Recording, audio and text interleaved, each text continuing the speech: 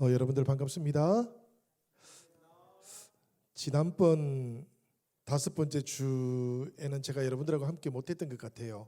그때 다른 일정들이 있어가지고 함께하지 못했던 것 같고요. 10월 달에는 간혹가다 이렇게 5주가 되면 이때가 늘 종교개혁 주일이에요. 이게 그러다 보니까 여러분들하고 자꾸 종교개혁 관련된 말씀만 나누는 것 같기는 하고 그러네요. 이번에 종교개혁이 언제 있었는지 혹시 여러분들 아세요? 1500 한번 맞춰보세요. 1500 예, 1517년.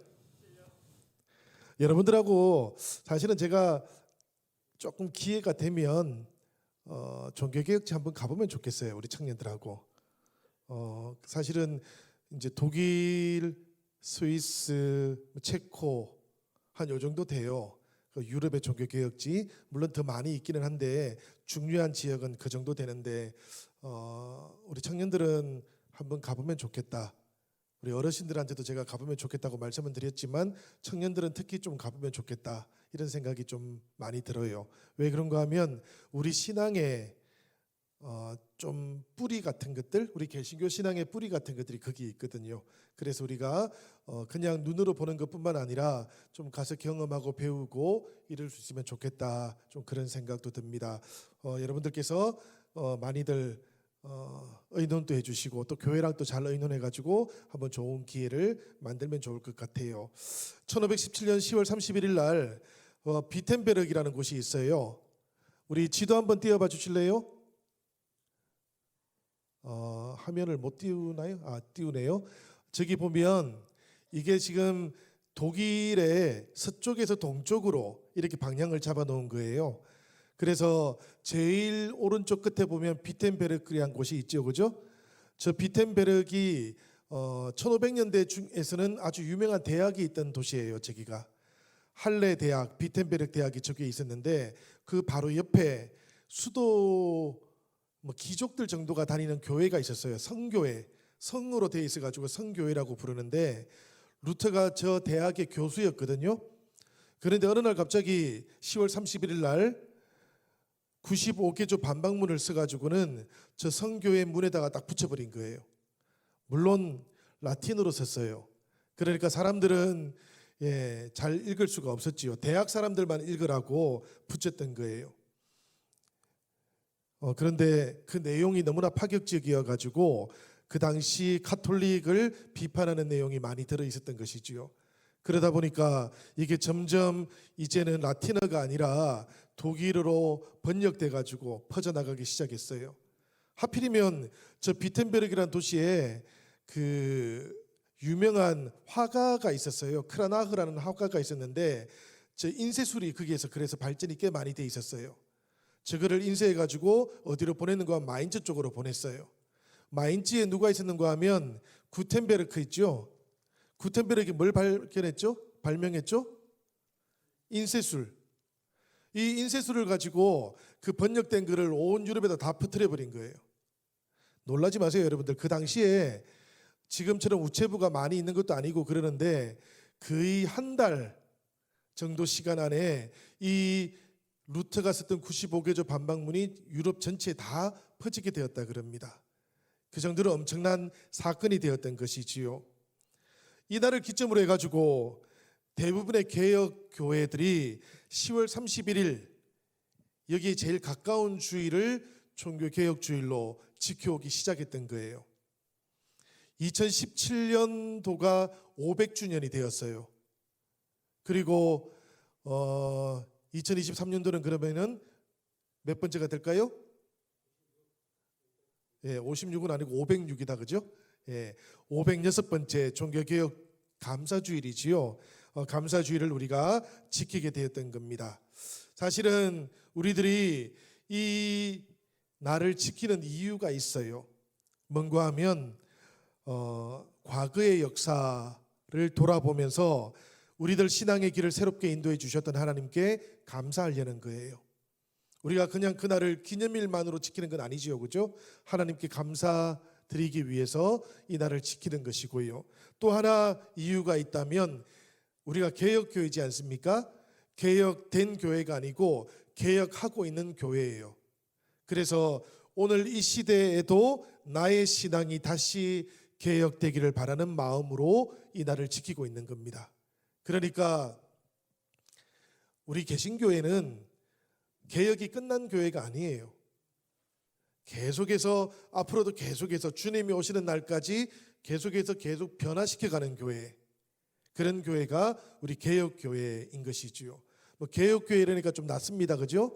사실은 우리 장로교회는 당연히 개혁교회 안에 들어갑니다. 그 다음에 또 어디가 들어갈까요? 감리교회도 들어가요. 또 어디가 들어갈까요? 침례교도 들어갑니다. 또 어디가 들어갈까요? 선결교? 선결교는 일단 유럽에는 없어요. 유럽에는 보면 루트교하고 장로교가 합쳐져 있는 연합교회라는 게 또 있어요. 이 연합교회도 개혁교회 안에 들어가요. 그러니까 이런 개혁교회들은 계속해서 자기를 주님 앞에서 변화시키면서 주님 오실 때까지 자기를 준비하는 교회들인 것이지요. 이런 교회들이 신앙을 계속 변화시켜 가기를 원하면서 이 종교개혁 감사주의를 지켜오고 있는 겁니다. 그래서 우리 개신교회는 사실은 기억의 종교라고 그렇게 불리기도 해요. 우리 신명기 32장 7절 말씀인데 우리 이 말씀 한번 읽어볼까요? 우리 화면 띄워주시면 같이 읽도록 하겠습니다. 신명기 32장 7절입니다. 우리 같이 한번 읽지요. 옛날을 기억하라. 역대의 연대를 생각하라. 내 아버지에게 물으라. 그가 내게 설명할 것이요. 내 어른들에게 물으라. 그들이 내게 말하리로다. 이 말씀 속에 보면 옛날이 나오죠. 옛날을 기억하라. 이 옛날이 언제를 말할 것 같습니까? 왜? 광야기는 한데요. 광야 중에서도 특별히 출애굽했던 그때를 말하는 겁니다. 그때 하나님께서 우리를 어떻게 구원해 주셨는지 이것을 기억하고 또 부모님들에게도 물어보고 또 할아버지 할머니에게도 물어서 너희들 세대뿐만 아니라 다음 세대들도 계속 기억해야 된다라는 그런 뜻이지요. 신약 성경에 와서 보면 예수님께서도 우리에게 이런 말씀을 하셨어요. 나를 기억하라. 예수님의 사랑, 예수님의 구원, 예수님의 부활을 기억하라고 이 말씀을 우리에게 주셨던 것이지요. 이 하나님의 구원하심을 기억하고 또 십자가 속에서 예수님의 고난, 예수님의 사랑을 기억하는 성도들을 뭐라고 불렀는가 하면 기억의 백성들이라고 불렀어요. 그리고 이 기억의 백성들이 만들어가는 공동체를 기억의 공동체라고 그렇게 불렀던 것이지요. 사실 저도 독일에서 목회할 때 이 10월달 정도가 되면 루터 유적지라든지 칼빈 유적지를 참 많이 방문을 했었어요. 뭐 아내하고 갈 때도 있었고 우리 교인들이 가자고 할 때도 있었고요. 또 그런가 하면 한국에서 전화가 와가지고 이번에 우리 교회가 이 유럽에 있는 종교개혁지 순례하고 싶은데 좀 안내해 달라고 그래가지고 사실 저는 생각해 보면은 이 종교개혁지를 한 15번 정도는 유럽의 종교개혁지를 다녔던 것 같아요. 이 지역들을 쭉 다니는 동안 늘 느꼈던 게 뭔가 하면 종교개혁을 했던 개혁가들 그들의 흔적들을 느끼는 거예요. 우리가 조금 전에 봤던 그 지도에 보면 사실은 우리 보름스라는 곳, 거기는 이제 제가 목회했던 교회도 그곳에 있었고요. 그리고 또 아이젠하흐라는 곳은 아주 유명한 성이 있는 곳이에요. 루터가 보름스에서 재판을 받고 이제 사실은 감옥에 갇혀서 큰 일을 치를 뻔했었어요. 그런데 어느 날 갑자기 루터가 사라져 버린 거예요. 작센주의 프리드리 대제가 루터를 싹 데리고 와가지고는 어디다 숨겨놓은 것이죠. 그 숨겼던 자리가 어딘가 하면 이 아이젠하흐의 바르트부르크라는 성이었어요. 루터가 그곳에서 변장을 하고 살았던 거예요. 변장하고 살면서 우리에게는 아주 유명한 독일어 성경도 남겼고요. 사실은 이 루터가 그런 종교개혁의 흔적들을 곳곳에 남겨놓고 있었던 것이지요. 그리고는 이제 비텐베르크에서 우리 종교개혁의 그 모든 유명한 사건들을 만들어가기 시작했던 겁니다. 우리가 이 길을 쭉 걸어가다 보면 그런 흔적들을 만날 수 있게 되는 것이지요. 때로는 제네바, 때로는 또 슈트라스부르크 이런 곳들도 우리가 가게 됩니다. 왜 그런가 하면 그곳에는 우리 장로교의 흔적들이 많이 남아 있거든요. 칼빈의 흔적들이 그곳에 참 많이 남아 있는 것이지요. 우리 다음 한번 지도 한번 보여주시면 사진을 한번 보여주시죠. 이 사진 말고 다음 사진요. 예, 이게 지금 두 장인데요. 여러분들이 보시는 쪽에 왼쪽에 보면 저기 중앙에 칼빈이 있어요. 칼빈이 목사님들한테 성경을 가르치는 것뿐만 아니라 제네바에 있던 시의회 의원들한테도 성경을 가르쳤어요. 당연히 종교개혁을 위해서는 시의회하고도 협조가 많이 필요했었거든요. 그러다가 저 제네바에서 쫓겨나요. 그래가지고 어디로 갔던가 하면은 스위스에 있는 바젤이라는 곳에 가서 있다가 마틴 부처라는 목사님이 스트라스부르크에 와서 프랑스에서 탈출해 왔던 개신교 교인들이 있었던 거예요. 그 사람들 누구라고 부르는가 하면 위그노라고 불러요. 이분들을 좀 돌봐주면 좋겠다 해가지고 이제 스트라스부르크에서 목회를 하게 됩니다. 저 오른쪽에 있는 저 그림은 방패교회라는 곳인데요. 저 교회가 지금은 남아있지를 않아요. 사실은 이제 간혹 가다가 스트라스부르크에 가보면 이 교회가 칼빈이 목회했던 교회입니다 이렇게 소개하시는 분들이 있는데 잘못 알고 계셔요. 그 교회는 알버트 슈바이츠가 목회했던 교회예요. 이 방패교회는 지금 저 모습 그대로 남아있지를 않아요. 그래서 우리가 저 그림을 통해 보는 게 더 정확한데요. 저기에서 칼빈이 위그노 사람들을 돌보면서 목회를 하다가 다시 제네바로 돌아가게 되었던 것이지요. 그리고는 제네바에서 이제 어거스틴이 썼던 신국이라는 책이 있는데 그 신국의 모형을 따라서 그 도시를 만들어가는 그런 실험을 하게 되었던 겁니다. 우리가 나중에 한번 가서 볼 수 있으면 좋겠고요. 저는 이 교회들을 살펴보고 종교개혁지 흔적들을 살펴보면서 저 스스로가 종교개혁의 흔적들이라는 게 이런 거구나 이런 느낌을 참 많이 받았는데 한국에서 전화가 오잖아요. 이번에 우리가 가고 싶은데 안내를 좀 해주세요. 그러면 제가 꼭 이 말씀을 드려요. 혹시라도 유럽 여행 오고 싶으신 것 아니냐고. 그러면 종교개혁지를 가시면 안 된다고. 왜냐하면 이쁜 곳들은 따로 있거든요. 이 종교개혁지들은 이쁜 곳이 아니에요. 그런데 그러면 보통 전화 오신 분들은 다들 대답을 이렇게 해주십니다. 아니요, 우리가 종교개혁의 흔적들을 보고 싶어요. 우리들도 그 길을 한번 다녀보고 싶어요. 이제 이런 분들은 제가 이제 모셔서 안내를 해드리고는 했습니다. 사실 우리가 종교개혁지라는 곳 관광지가 아니거든요. 순례하는 곳입니다. 그리고 구경하는 곳이 아니고 우리가 참여해야 하는 곳이고요. 이 길에서 나도 주님과 동행하기를 결단합니다라고 그렇게 고백해야 하는 곳이 바로 순례지인 것이지요. 마틴 루터라든지 존 칼빈이라든지 아니면 쩌빙글리나 토마스 민처 같은 사람들 혹은 이분들보다 100년 정도 앞서서 종교개혁을 했던 사람들, 체코에 있는 얀 후스 같은 사람들, 이런 사람들은 생각을 해보면 그 당시에 부패했었던 가톨릭 교회 문화 속에서 어떻게 하면 주님과 동행할 수 있는 사람이 될 것인가 이것을 늘 생각했던 거예요. 그리고 주님이라고 하는 그 길을 걸어가다가 종교개혁의 그 길을 만들어 놓았던 사람들인 것이지요. 그래서 우리가 이 길을 걸어가고자 한다면 이 길을 걷는 동안 그 흔적들을 발견해야 되고 우리들도 그 길에서 자기의 고백이 나와야만 하는 겁니다. 오늘 이 종교개혁 감사주의를 보내는 동안 우리 영신의 새벽 이슬 청년들도 다시 한번 자기들의 신앙을 한번 잘 돌아볼 수 있으면 좋겠어요. 나는 오늘 어디에 있는지, 그리고 나는 오늘 누구와 함께 이 신앙이라고 하는 길을 걸어가고 있는지. 혼자 걷는 길이 아닙니다, 여러분. 우리 신앙의 길은 주님과 함께 걸어가야 하는 곳이고 하나님을 바라보면서 하나님과 동행해야 하는 길이 바로 우리 신앙의 길인 것이지요. 오늘 우리가 봉독했던 성경 말씀 보니까 하나님과 동행했던 사람이 한 사람 나오지 않습니까? 누구지요? 이름이 에녹입니다. 그지요? 이 에녹과 관련된 말씀이 21절, 창세기 5장 21절부터 24절까지 나오고 있는데요.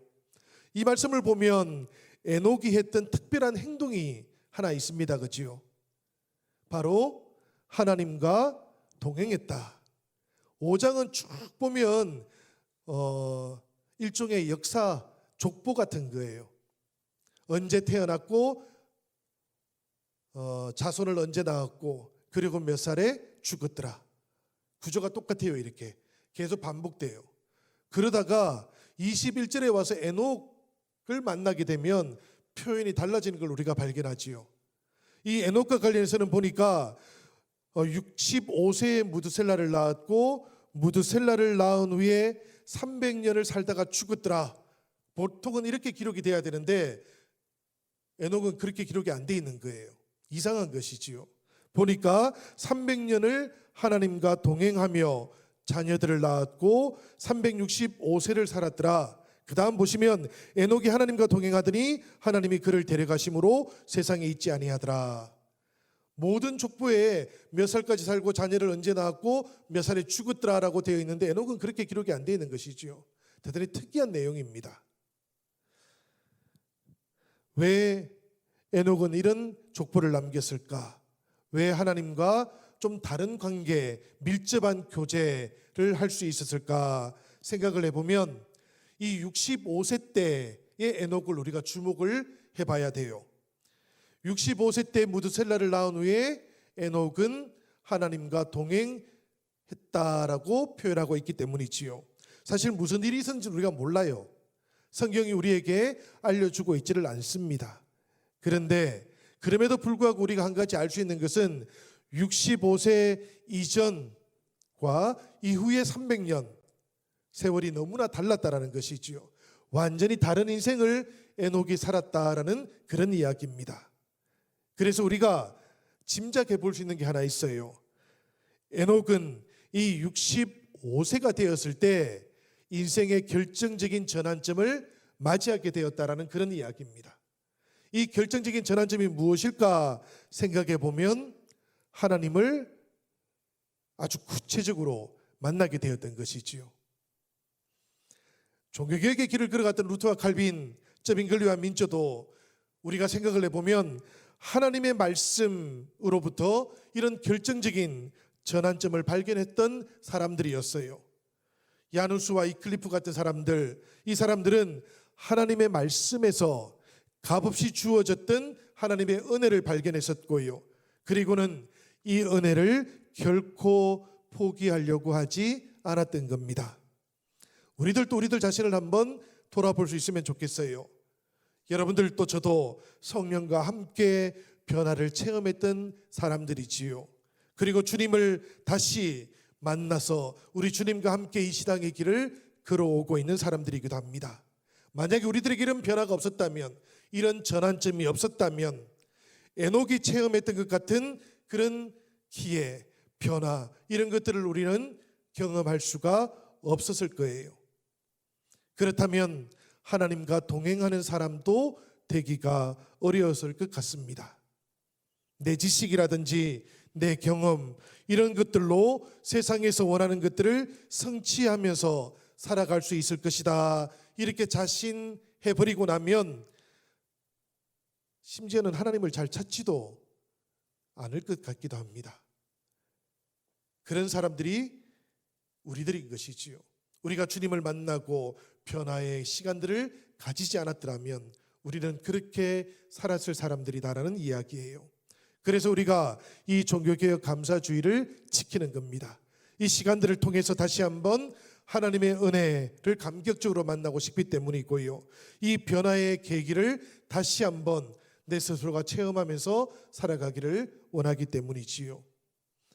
에녹도 바로 그런 기회를 가졌었기 때문에 하나님하고 아주 친밀한 교제를 가질 수 있게 되었던 겁니다. 두 번째로 생각해 보면 에녹과 하나님께서 왜 그렇게 밀접한 교제를 할 수 있었을까? 힌트가 하나 있어요. 무엇인가 하면 이 에녹의 아들 때문입니다. 여러분, 에녹의 아들이 누구지요? 무드셀라입니다. 그지요? 본래 이 무드셀라는 성경 퀴즈 같은 거 하면 나이를 묻는 퀴즈가 많이 나오잖아요. 몇 살까지 살았죠, 이 사람이? 맞습니다. 969세까지 살았어요. 제일 오래 사는 사람입니다. 그래서 자꾸 우리가 퀴즈를 하지요. 근데 사실은 이 무드셀라의 나이는 오래 살았다라는 것 때문에 주목받는 게 아니에요, 여러분. 무드셀라 나이가 주목받는 이유는 따로 있어요. 성경을 보면 에녹이라는 사람 셋의 후손이었거든요. 그러니까 가인이 아벨을 죽이고 난 다음에 따로 분가해서 살아가지 않습니까? 그렇죠? 독립해서 살아가지요. 독립해서 살아가면서 완전히 하나님을 떠나버립니다. 그리고는 도시를 만들고 그 도시 안에서 폭력의 문화들을 만들어가고 있었어요. 그때 하나님께서는 죽은 아벨을 대신해 가지고 셋을 다시 태어나게 하셨던 것이지요. 그리고 난 다음에 이 믿음의 가문으로 셋의 후손들을 세워가고 있었던 것입니다. 그렇지만 이 셋의 후손 가운데 에녹도 아직까지는 이 무드셀라가 태어나기 전까지는 하나님과 동행하는 사람이라는 그런 호칭을 가질 수는 없었어요. 하나님의 이름을 부르는 사람, 무슨 뜻인가 하면 하나님께 제사를 드리는 사람, 이런 이름은 가질 수 있었지만 하나님과 동행하는 사람이다라는 별명은 가질 수가 없었던 것이지요. 그런데 무드셀라가 태어났을 때, 그때가 나이가 몇 살이었다고? 에녹이 65세 때입니다. 그지요? 65세가 되었을 때 하나님께서 에녹에게 아주 중요한 것을 하나 알려주셨던 거예요. 그게 무엇인가 하면 이 폭력으로 점철되어 있는 이 가인의 계보들, 이 세상의 질서들, 이것들을 심판하시겠다라는 것을 에녹에게 알려주었던 거예요. 이 소식을 듣고 난 다음에 태어났던 아들에게 에녹이 이름을 어떻게 지어줬는가 하면 무드셀라라고 지어줬던 거예요. 이 무드셀라라는 이름이 뜻이 뭔가 하면 이 아들이 죽으면 심판을 보내실 것이다 라는 뜻이에요. 에녹은 아들이 죽고 나면 하나님께서 세상을 심판하실 것이다 라는 사실을 듣고 그리고 사람들에게 계속해서 전하는 삶을 300년 동안 살았던 거예요. 사실 여러분들, 우리가 한번 곰곰이 생각을 해보면 이 에녹의 인생이라고 하는 것이 정말로 우리가 볼 때는 평안한 인생만은 아니었을 것 같습니다. 왜냐하면 그 시대가 대단히 험악했었기 때문이에요. 가인의 모든 후손들은 전부 다 무기를 만들고 살던 사람들이었거든요. 그런 세상으로 시대가 점점 변해가고 있었던 것이지요. 그 속에서 하나님께서 심판하신다라는 이야기를 전하면서 살아갔던 에녹이 세상에서 평안하기는 쉽지가 않았을 것 같습니다. 그렇지만 하나님께서는 이 에녹을 보시고 이 에녹을 마음에 들어 하셨던 것이지요. 하나님께서 이 에녹을 받아주었던 것처럼 에녹도 그러했습니다. 하나님을 볼 때 그 마음을 하나님께 맞추면서 그렇게 살아갔던 것이지요. 저는 이 모습을 보면서 때때로 그런 생각을 합니다. 에녹이 하나님과 동행할 수 있었던 이유는 첫 번째는 하나님께서 에녹을 마음에 두셨기 때문이고요. 두 번째는 에녹이 또한 하나님께 자신의 마음을 맞추었기 때문이다. 이것 때문에 에녹과 하나님은 깊은 교제를 하면서 살아갈 수가 있었던 것이에요. 그런데 여러분, 이것이 에녹과 하나님 사이에 친밀한 교제가 이루어지는 이유이기는 한데요. 오늘 우리가 읽었던 말씀을 곰곰이 살펴보면 이 말씀 속에는 사실은 우리의 주목을 끄는 또 다른 구절들이 나와요. 그게 뭔가 하면 에녹이 300년 동안 자녀들을 낳으면서 하나님과 동행했다라는 말씀이에요. 그러니까 에녹에게는 무드셀라 말고도 자녀들이 있었다라는 이야기지요. 하나님과 동행하는 동안에도 에녹에게는 자녀가 태어났었다라는 그런 뜻입니다. 저는 이 말씀을 보면서 일상을 살아가는 동안에 에녹은 하나님과 동행했다라는 것을 깨달을 수가 있었어요. 에녹은 아들을 더 낳았고요, 딸도 더 낳았겠지요. 그리고 가장으로서 가족들을 돌보면서 살았는데, 그럼에도 불구하고 세상에 매이지 않는 삶을 살아갔던 것입니다. 때때로 여러분, 저는 그런 생각을 해요.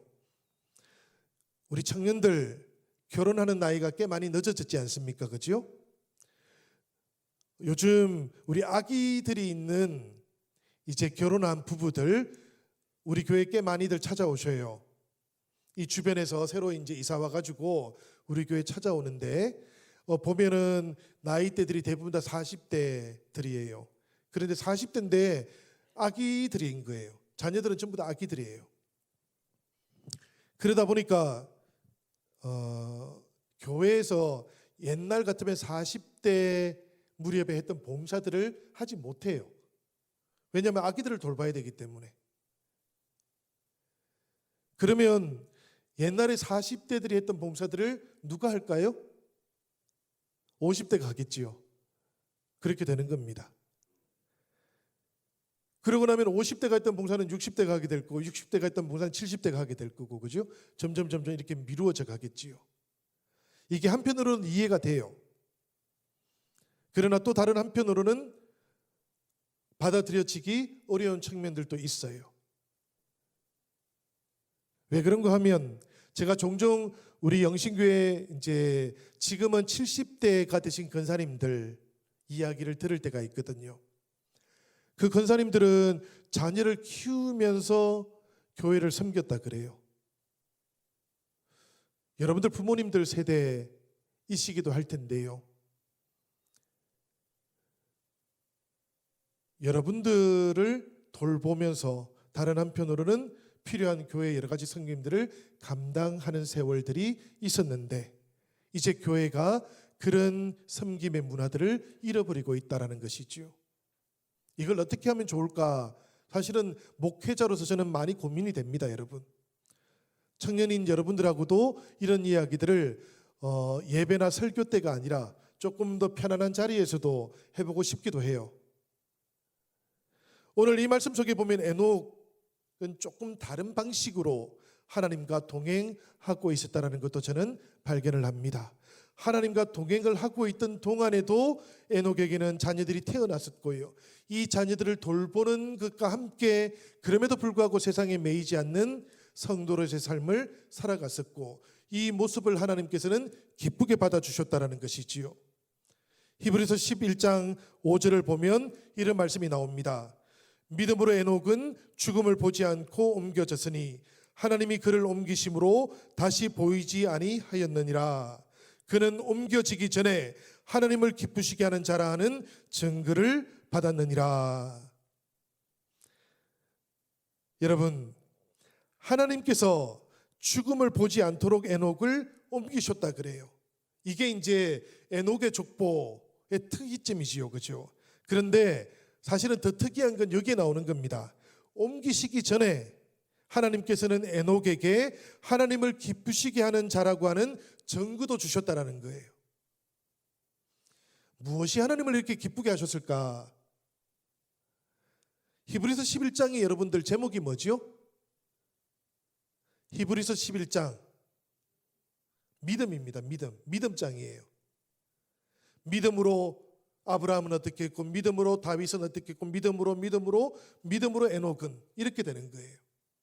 이 믿음 때문에 에녹도 하나님으로부터 칭찬을 받았던 것이지요.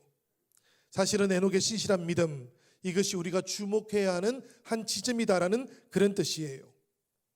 여러분들은 믿음이라는 것을 어떻게들 생각하고 계시는지요? 저는 여러분들보다 더 어릴 때 그렇게 생각했습니다. 믿음이라는 것, 이것은 하나님 앞에서 내가 많이 낮아지는 것, 작아지는 것, 그리고 때로는 내가 가지고 있는 기도의 제목들을 하나님 앞에 고백하는 것, 얼핏 들으면 맞는 것 같지요. 그렇지만 다른 한편 생각해 보면 믿음이라고 하는 정의하고는 조금 다른 것이기도 해요. 이게 본래 믿음이라는 것은 우리가 하나님을 향해서 가져야 되는 태도를 말하는 겁니다. 여러분들도 하나님 앞에서 어떤 태도를 가지고 있는지를 한번 돌아보시면 좋겠어요. 다른 존재를 의지하지 않고 오직 하나님만 의지해 보겠다라는 고백을 말하는 겁니다. 하나님께만 시선을 고정시키고 하나님을 하나님으로 인정하는 것, 이걸 믿음이라고 부르는 거예요. 그래서 우리가 성경을 보다 보면 믿음의 사람들은 늘 인생의 최우선 순위에 하나님을 두는 것이지요. 어떤 사람들은 무엇인가를 하다가도 하나님께서 부르시면 기쁘게 달려옵니다. 혼날까 봐 달려오는 게 아니에요. 여러분들 중에도 아마 오늘 혼날까 봐 교회 오신 분은 아무도 안 계실 거예요. 교회를 오는 것, 이건 하나님을 향하여 오는 겁니다. 그렇죠? 하나님을 향해서 오는 여러분들의 마음이 늘 기쁘기를 바라요. 그냥 무덤덤하거나 감동이 없거나 혹은 하나님은 안 보고 싶고 친구들 보고 싶어서 오고 이러지는 말았으면 좋겠어요. 하나님도 보고 싶고 친구들도 보고 싶어야 정상인 것이지요. 아무리 바쁜 사람도 사랑하는 사람이 부르면 시간이 생깁니다. 그렇지요? 마찬가지예요. 바쁘더라도 우리들은 하나님께서 찾으면 그 시간을 기쁘게 내어드릴 줄 아는 사람이어야 하는 것이지요. 이게 믿음으로 살아가는 사람들의 모습인 겁니다. 에녹도 그러했고요. 저는 늘 그런 생각을 해봅니다. 저에게 관심을 가져주는 사람, 제 이야기에 집중해주는 사람, 이런 사람이 좋아요. 여러분들도 아마 그런 사람이 좋을 거예요. 여러분들이 막 얘기를 하는데 안 들어줘. 관심도 없어. 그러면 그런 사람들에 대해서 마음이 열리지는 않을 거예요. 우리가 그런 것처럼 하나님도 그러신 겁니다. 하나님께서도 늘 에녹을 바라보시면서 그런 에녹이 기쁘고 좋으셨던 것이지요. 신실한 믿음으로 하나님께 반응을 보이고 성실한 가운데 온전한 모습을 통해서 하나님과 어떻게든 노력하면서 동행해 보겠다 하는 에녹을 하나님께서 기뻐하셨던 것이지요. 그래서 이 에녹에게 하나님께서 기뻐하는 사람이다라는 증거를 주셨다라는 그런 말씀입니다. 사실 여러분들 하나님 앞에 서 있는 우리들의 모습, 마음으로도 우리가 하나님을 기뻐하는지 오늘 돌아보면 어떨까요? 사실 우리가 마음을 느끼잖아요. 여러분들도 그런 것 같은데, 그죠?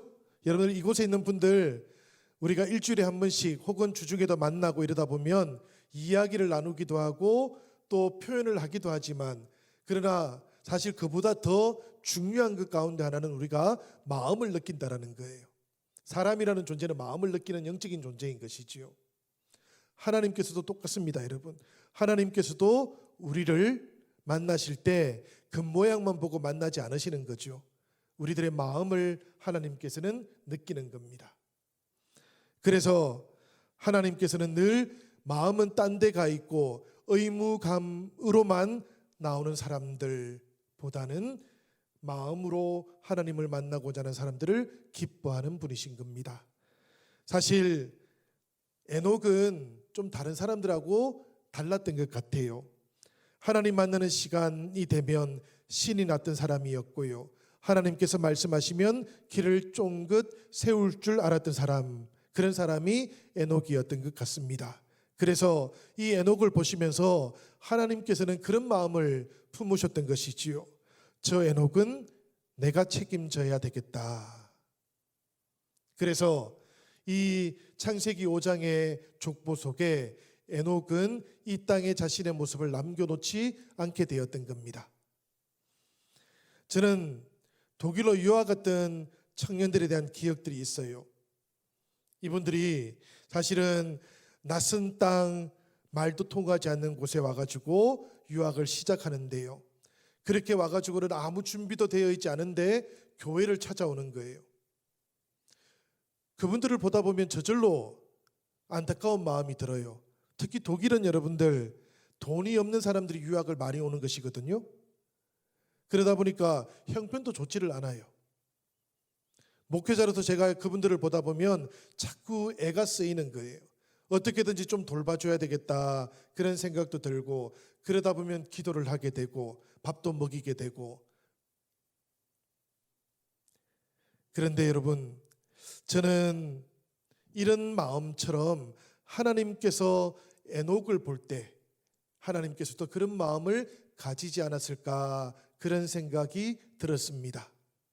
그래서 하나님께서 이 에녹을 바라보시면서 에녹이 하나님을 향해 마음을 맞출 때 하나님도 함께 맞추어 주셨던 것이지요. 이 에녹의 마음이 생각해 보면 하늘로 이어지는 길이 되었던 것 같아요. 그리고 이 신실함이 하나님의 마음을 움직이는 열쇠가 되기도 했던 것 같고요. 때때로 저는 종교개혁가들, 그분들의 믿음을 묵상합니다. 그리고 이 종교개혁가들의 믿음이야말로 에녹의 몸처럼 하늘로 이어진 길이 되었다라고 그렇게 고백을 해요. 왜 그런가 하면 이 종교개혁가들의 믿음이 우리에게 전해져 있지 않았더라면 우리들은 여전히 가톨릭의 전통에 매여 있을 수밖에 없었을 것이고요. 성경 대신에 알아듣지도 못하는 라틴어로 설교를 들어야 했을지도 모르기 때문입니다. 그리고 복음과 은혜 대신에 미망에 사로잡혀서 교회를 다니고 있을지도 모르기 때문이지요. 그래서 생각합니다. 오늘 우리가 성경을 가지고 있고 성경을 읽을 수 있다는 것, 이게 우리들에게는 사실 얼마나 큰 복인가.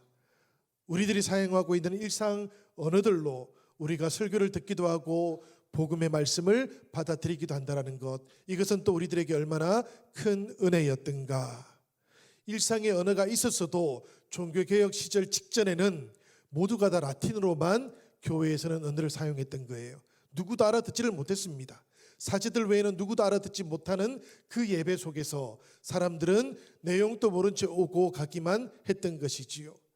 그런 역사를 생각해 본다면 오늘 우리가 살아가고 있는 이 시대에 우리들의 신앙은 얼마나 하나님과 가까운가, 그런 생각도 해보게 됩니다.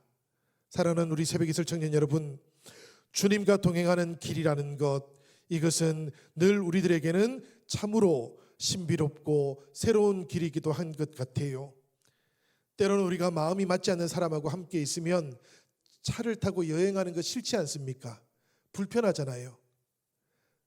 하나님도 그러실 것 같아요, 제 생각에는.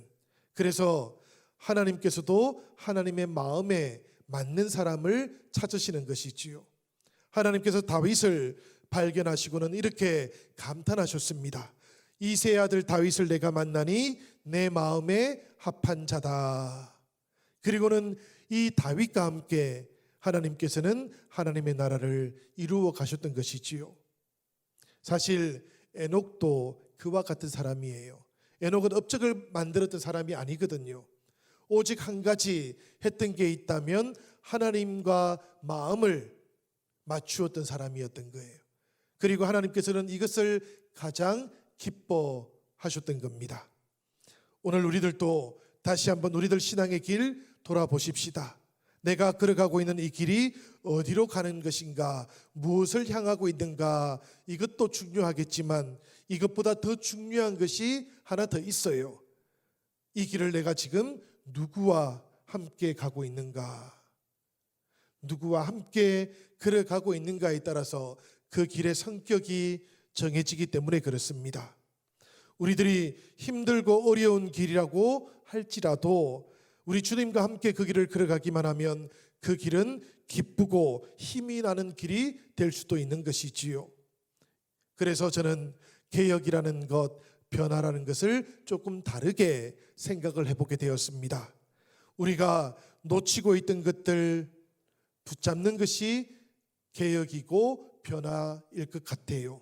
그리고 놓아도 될 것들이 있다면 이것을 내려놓는 것, 이것도 개혁이 될 것 같습니다. 이것이 언제 가능할까 생각해 보면 나의 관점이 바뀌어질 때 가능한 것이지요. 여러분, 예수님의 제자들이 예수님의 부름을 받았을 때 이 제자들이 보였던 첫 번째 반응이 무엇인가 하면 가지고 있던 것들을 내려놓았다라는 겁니다. 왜 내려놓았는가 하면 관점이 달라졌기 때문이에요. 이 제자들에게 가장 중요해진 것은 이제 물고기를 잡던 그물이라든지 배가 아니고 예수님이 가장 중요해져 버린 거예요. 예수님을 따르기 위해서 그물도 내려놓고 배도 내려놓을 수가 있었던 것이지요. 관점이 달라지는 것, 이것을 변화라고 부르는 것이고 개혁이라고 그렇게 부르는 겁니다. 우리가 출애굽했던 가데스 바네아 지역에 12명의 정탐꾼들을 알고 있어요. 가나안 땅에 정탐을 하고 돌아왔는데 10명은 대단히 부정적인 이야기를 전해줬어요. 그런데 돌아왔던 갈렙과 여호수아는 긍정적인 이야기를 전해주지요. 사실은 다른 걸 본 것은 아니지 않습니까? 12명이 똑같은 것을 보고 왔는데 해석이 달랐던 거예요. 여호수아는, 갈렙은 하나님께서 주셨던 그 약속에 근거해서 이제 상황을 해석할 줄 알게 되었던 겁니다. 우리가 이 종교개혁 시간들을 만나고 그리고 내 신앙의 길을 돌아본다는 것은 이렇게 나를 향한 하나님의 뜻을 해석할 줄 알게 된다라는 그런 의미를 가지고 있는 것이지요. 한 가지만 하고 마치겠습니다. 다윗이 소원이 있었어요. 다윗의 소원이 뭘까요, 여러분? 성전 짓는 거였습니다. 성전을 짓기 위해서 다윗은 모든 걸 다 준비했어요. 사람도 준비했고요, 돈도 준비했고요, 재료들도 다 준비했어요. 그런데 하나님께서는 성전을 짓지 말라고 했어요. 할 수 없어서 다윗이 성전을 못 지은 것이 아니고 하나님이 짓지 말라고 하니까 그 순간에 다윗이 자신의 소원을 내려놓습니다. 다윗에게 뭐가 중요했을까? 그래서 생각을 해봐요. 다윗에게 하나님의 성전 짓는 것이 중요했을까? 아니면 하나님의 마음을 따르는 것이 중요했을까? 생각해 보면 하나님의 마음을 따르는 것이 훨씬 더 중요했던 것이지요. 그래서 다윗은 성전을 짓지 않게 되었던 겁니다. 할 수 있는 능력이 있다고 해서 우리가 다 해도 되는 것은 아닌 것이지요. 우리가 신앙의 길을 걸어가는 동안에도 마찬가지일 것 같습니다. 우리가 할 수 있다고 해서 모든 것을 해도 된다라는 그런 의미는 아닌 거예요. 멈출 수 있는 것들, 내려놓을 수 있는 것들도 우리에게는 꽤 많이 있을 겁니다. 해야 되는 것들이 있는 반면에 내려놓아야 되는 것들도 있다라는 것, 이것이 개혁의 또 다른 본질이라는 것을 여러분들도 잘 기억해 주시면 좋겠어요. 우리가 그렇게 그 길을 걸어가는 동안 하나님과 마음을 맞추게 될 것이고, 우리가 결단하고 걸어가는 그 신앙의 길이 종교개혁의 새로운 길도 되어질 겁니다. 이 길이 바로 주님께로 이어지는 동행의 길이 될 줄로 믿습니다. 우리 새벽 예술 청년 여러분 모두가 다 함께 이 신앙의 길, 또 주님과 이어지는 길을 아름답게 걸어가는 그런 은혜가 함께하기를 기원드립니다.